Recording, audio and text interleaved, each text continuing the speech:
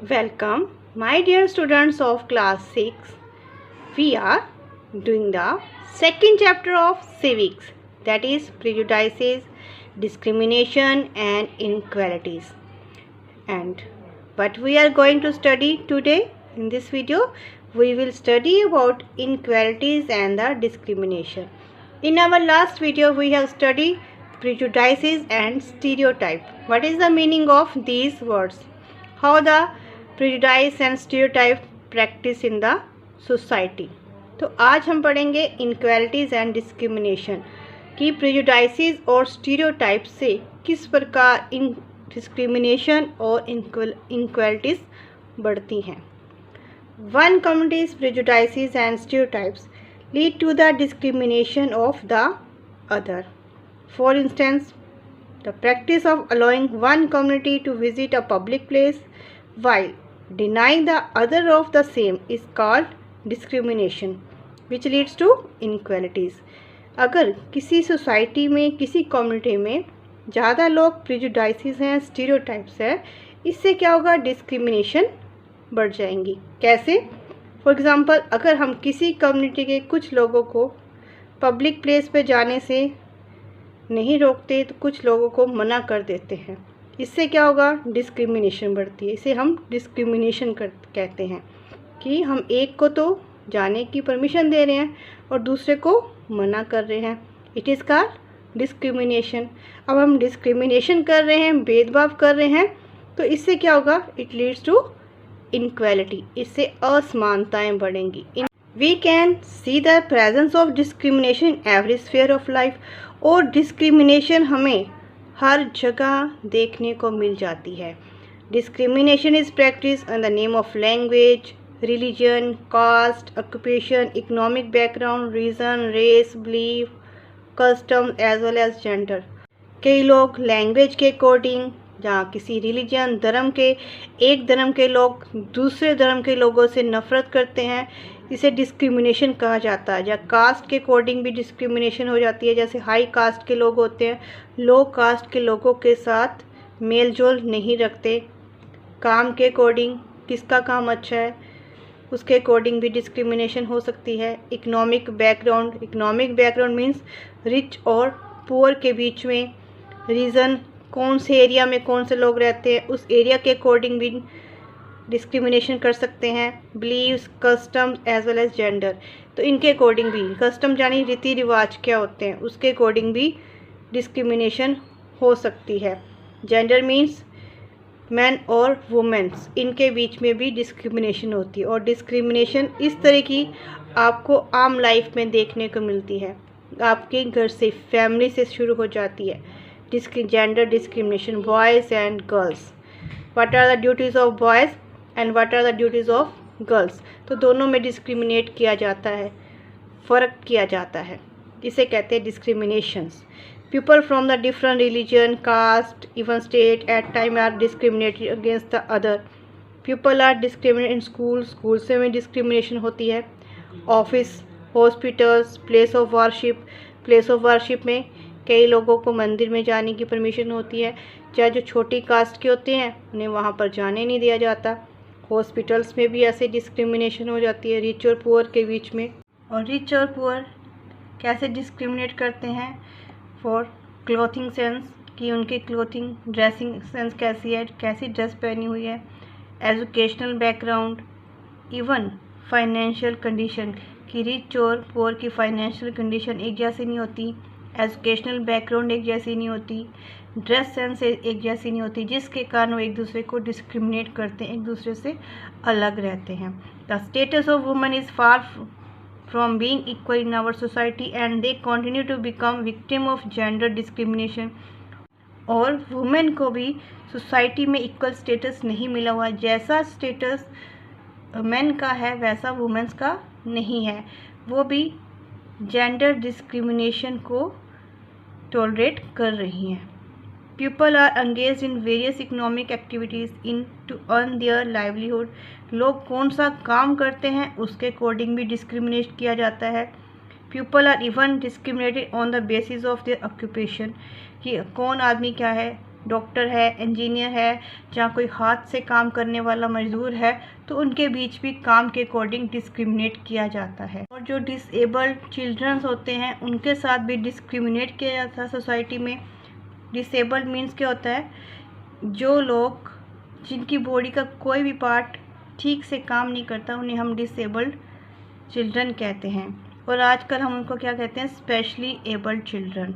And specially abled children are usually discriminated in our society. उनका भी society में discriminate किया जाता है, उनके साथ इक्वलिटी नहीं है, इक्वल बिहेव नहीं किया जाता, उनको अलग ट्रीट किया जाता है। Everybody is equal before law, पर हमारे कॉन्स्टिट्यूशन के अकॉर्डिंग हर कोई कानून की नज़र में बराबर है। Discrimination is negative aspect and should be avoided in every form. और डिस्क्रिमिनेशन एक नेगेटिव आस्पेक्ट है, यानी इससे नेगेटिविटी आती है, लोग एक दूसरे से नफरत करते हैं और हमें इसे अवॉइड करना चाहिए। But even today discrimination prevails in our society. In order to eradicate the social evils, we need to educate the minds of the people to make them aware of what is right and what is wrong. This discrimination creates inequalities among the citizens. It creates hindrance of progress of countries. अगर ये discrimination इसी तरह society में चलती रहती है तो society को बहुत नुकसान होगा। अगर हम चाहते हैं कि इसको ख़त्म कर दिया जाए, क्योंकि ये भी एक सोशल इवल है, तो हमें सभी लोगों को एजुकेट करना पड़ेगा, उन्हें जी इसके बारे में अवेयर करना पड़ेगा कि क्या गलत है और क्या सही है। तो इनके बारे में फ़र्क तभी वो कर सकते हैं अगर वो एजुकेटेड होंगे। तो इसके लिए एजुकेशन पर हमें जोर देना चाहिए कि सभी लोग पढ़ें। And this discrimination creates inequality. अगर ये डिस्क्रिमिनेशन ऐसे ही चलती रही तो इनक्वालिटी बढ़ जाती है लोगों के बीच में, जिससे क्या होता है, it create hindrance. Hindrance means रुकावट। तो प्रोग्रेस, कंट्री की प्रोग्रेस के रास्ते में ये सबसे बड़ी रुकावट बन जाती है। क्लियर?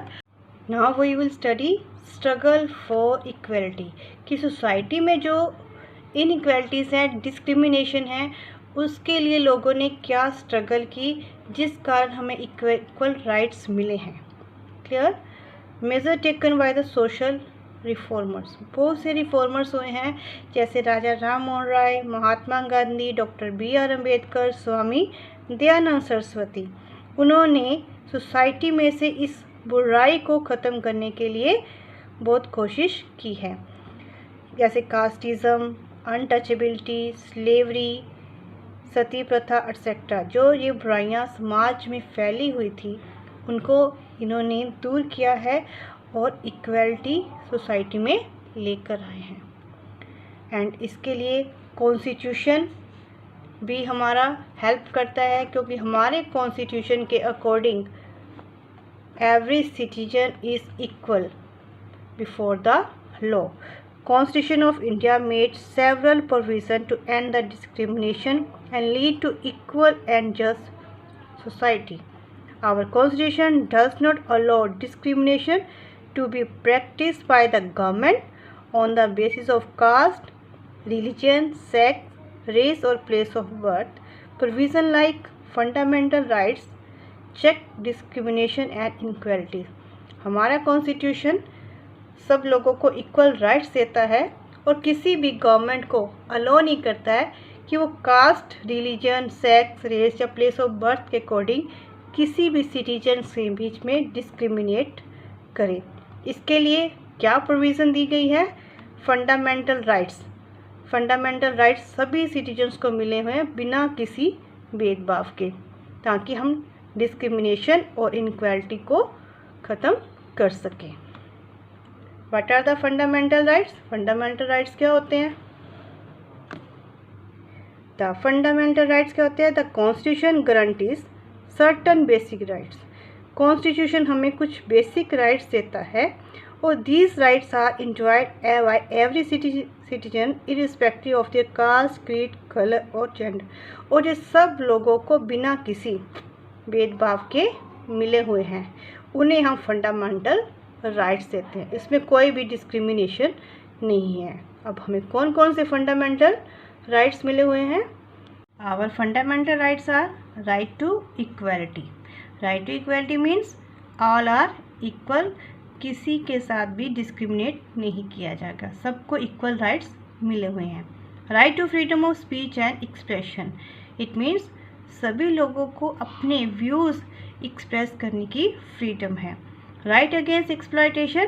अगर कोई भी आपको एक्सप्लॉयट करता है, एक्सप्लॉयट मीन्स शोषण. शोषण का मतलब क्या होता है? बाय फॉर एग्जांपल, अगर जो गवर्नमेंट ने काम करने के लिए 8 आवर्स तय किए हैं कि 8 आवर्स तक काम करना है, तो आपको पे मिलेगी, उसके अकॉर्डिंग पे उन्होंने फिक्स की है.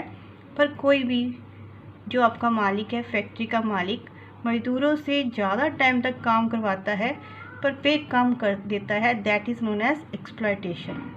जहाँ हम छोटे बच्चे जो 14 ईयर्स से कम हैं, उनसे हम ज़बरदस्ती काम करवाते हैं, कोई फैक्ट्री में काम, या जैसे रेस्टोरेंट ढाबे पे काम कर रहे होते हैं, तो that is known as exploitation. Right to constitutional remedies.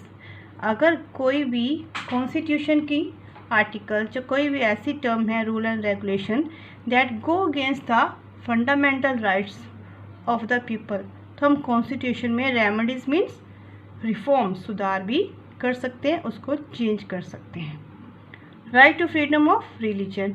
It means that सभी लोगों को कोई भी रिलीजन फॉलो करने की राइट है, परमिशन है. हम किसी भी रिलीजन को मान सकते हैं, किसी भी जगह वर्शिप करने के लिए जा सकते हैं. Culture and educational right. अगर जो मिनॉरिटी सेक्शन है वो अपने कल्चर को, ट्रेडिशन को प्रोटेक्ट कर सकते हैं. एजुकेशनल राइट मीन सभी लोगों को एजुकेशन लेने का राइट है. These 6 are our fundamental rights, और जो सभी लोगों को मिले हुए हैं विदाउट एनी डिस्क्रिमिनेशन. नेक्स्ट, और क्या कॉन्स्टिट्यूशन ने हमारे लिए किया है डिस्क्रिमिनेशन को ख़त्म करने के लिए? That is abolishing untouchability. Abolishing untouchability क्या होती है? जब एक कास्ट के लोग दूसरी कास्ट के साथ इक्वल बिहेव नहीं करते, that is known as untouchability. और वुमेन्स के लिए क्या किया गया है? एक एक्ट पास किया गया है, that is Hindu succession amendment act 2005. इसके अकॉर्डिंग जो फादर की प्रॉपर्टी होती है उसमें डॉटर का भी उतनी ही पार्ट होगा, उतना ही हिस्सा होगा जितना उसके बेटे का, सन का हिस्सा होगा.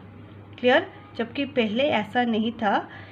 जो प्रॉपर्टी होती थी फैमिली की, जो मेल मेंबर्स होते हैं उन्हीं को मिलती थी, डॉटर का उसमें कोई भी हिस्सा नहीं होता था.